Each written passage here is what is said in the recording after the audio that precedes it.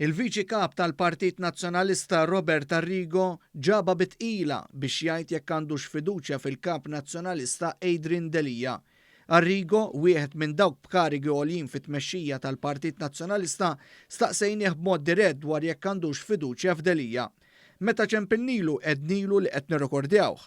B'Robert Arrigo, li suppost huwa ta' spalla għal Delija bħala Viċi Kap, ma qalilniex jekk għandux fiduċja fil-Kap. Kata għandek fiduċja fil-Kap Adrian Delija? Dak naraħ jiena fil-grupp parlamentari. Robert Arrigo li jiftaħar li ma kienx appoġġja lil Adrian Delija fl-elezzjoni għal Kap 3 snin ilu, iżda mbagħad kif intażel Delija huwa wera l-lealtà inkundizzjonata tiegħu lejn il-Kap, issa qalilna li mhux komdu jirrispondina dwar jekk għandux fiduċja fil-Kap Nazzjonalista. Ġifieri, m'intix komdu li tgħidilna iva li għandek fiduċja fil-Kap Adrian Delija. Qed tgħidli biss li Minix komdu nirrispondik fuq affarijiet tal-partit interni jekk mhumx ġo parliamentary group. Nispera li nkun ċar. Huwa sigrit magħruf li Delija beda jitlef l-alleati tiegħu. Il-fatt li Herman Schiavone u Kristi De Bono deru deħlin għall-laqgħa tal-ħadd li ssejħet mingħajr il-Kap u ried kif il-fazzjoni Delija tilfet xi membri fil-grupp parlamentari. Madankollu n-nies li għadhom qrib Delija qed isostnu li l-Kap mhux se jċedi u fakkru fin-nies it-tesserati li huma wara l-Kap li mhux lesti jħallu ż-żimel tagħhom jitwarrab. Robert Arrigo huwa figura meqjusa qrib il-Kap Adrian Delija. Kien wieħed li meta fi frar ħabbar li se jirreżenja, il-Kap Adrian Delija mar fil-Gażin Nazzjonalista tal-Mellieħa u għamillu eloġju sħiħ.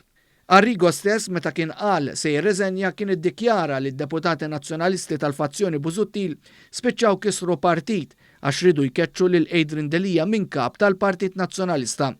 Arrigo kien akkuża lid deputati nazzjonalisti li blazzjonijiet tagħhom kisru partit inkluż ir-responsabilità li jkun hemm biżżejjed dħul biex ikunu sostnuti l-pagi tal-ħaddiema tal-istamperija. Madankollu wara r-rapport tat-Times tal-ħadd li għadda li wera komunikazzjoni kontinwa bejn Delija u suspettat mandant fil-qtil ta' Defni Caruana Galizja, Jorgen Fenek, l-affarijiet bdew iduru. Dan anke għaliex il-komunikazzjoni in kwistjoni saret wara li sar magħruf li Jorgen Fenek huwa s-sit tal-kumpanija 17 Black u għalhekk bosta deputati nazzjonalisti kienu birrawa f'ħalqhom għaliex Delija gideb wara ftit jiem li qal li ma setax jagħti dati ta' meta ltaqa' ma' Jorgen Fenek. Robert Arrigo ma kienx preżenti għal laqgħa tal-ħadd li mbagħad Delija spiċċa daħal fiha wara 3 sigħat mingħajru. F'din il-laqgħa li fiha kien hemm numru mdaqqas ta' deputati saret ta' sfida diretta lejn il-Kap għaliex ftit qabel Delija kien qal li se jlaqqa grupp parlamentari aktar tard din il-ġimgħa. Fil-jum ta' 2 One News kien f'pożizzjoni li jżvela li n-numru ta' deputati konfoffaw ma' nies b'karigi għoljin fit-tmexxija tal-Partit Nazzjonalista biex Adrian Delija jitneħħa minn Kap. Dawn il-laqgħat saru bejn bosta deputati minn wara dar il-Kap Adrian Delija u kien hemm uħud li qalulna li din hija azzjoni ċara ta' tradiment kontra l-Kap.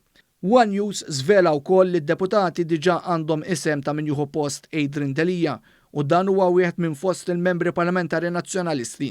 Iżda min-naħa l-oħra, in-nies qrib Delija qalu li l-Kap jistgħu jagħmlulu bsaten fir-roti kemm iridu, iżda mis-siġġu tal-Kap tal-Partit Nazzjonalista mhux se jqajmuh jew wisq iżjed iċaqilquh.